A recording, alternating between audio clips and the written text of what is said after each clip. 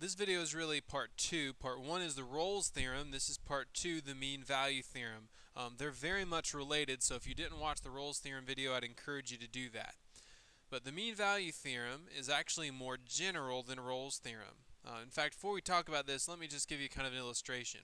Rolle's theorem was used for anything where the endpoints had the same y value. Well, if the endpoints have the same y value, then that means if you were to draw a line between them, they would have a slope of 0. Think about it. If they're the same y value, that would mean it'd create a horizontal line and the slope would be 0. So really what Rolle's theorem said was that if the slope between the endpoints was 0, then there had to be other places on the function where the slope would also be 0. What the mean value theorem is going to say is, well, no matter where your endpoints are, if you find the slope between your endpoints, there's got to be somewhere on your function that's going to match that slope. Now, continuity and differentiability are still important here. They've got to work. But really, Rolle's theorem is just a very specific case for the mean value theorem. The mean value theorem says if you find the slope between the endpoints, then somewhere on your graph, the derivative has to be equal to that number. So now let's look at what the theorem really says. If f is continuous on the interval a to b and differentiable on a to b, then there exists a c value, so this is a c, on a and b, such that f prime of c equals f of b minus f of a. Well, if you look at this part right here, the left side is obviously just the derivative, and the right side may look familiar to you. That's really just the slope equation. So what the mean value theorem is saying is that the slope between the endpoints has to be equal to the derivative at some point. Mean value only has 2 requirements, if you notice. Rolle's had 3, but the mean just has 2. And those 2 requirements are continuous and differentiable. Continuous and differentiable. So as long as you're continuous and differentiable, this will work.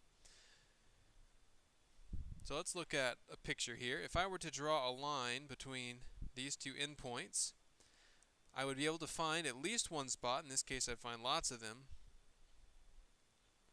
where the slope, I didn't draw that really well, but you get the picture, the slope at a point would be equal to the slope through the endpoints.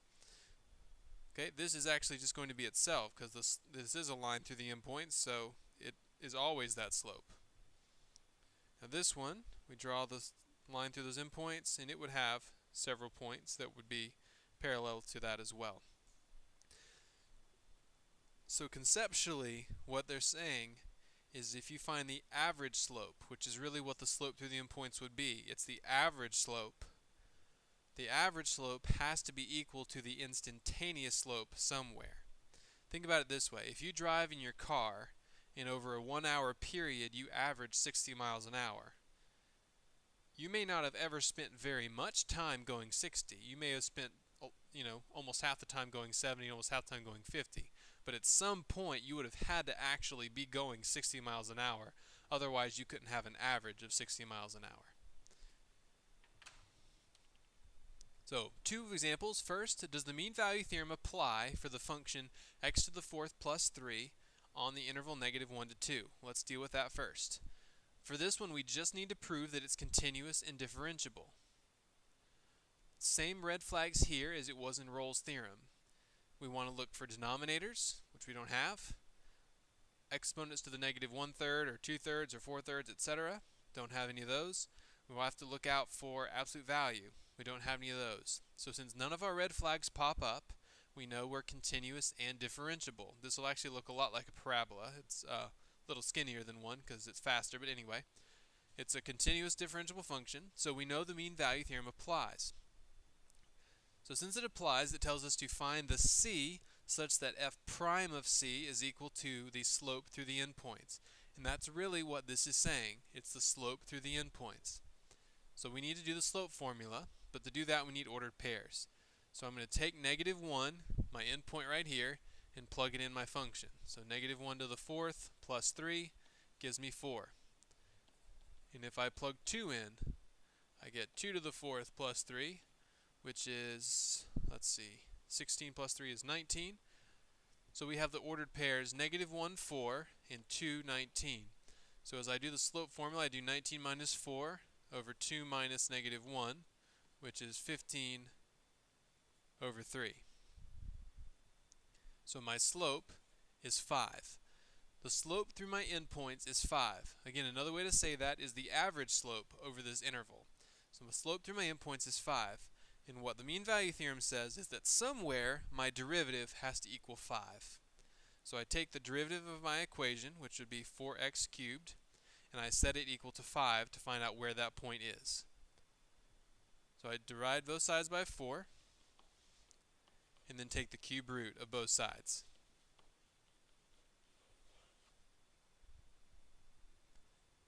So that would be the point where the derivative is equal to 5. Second example.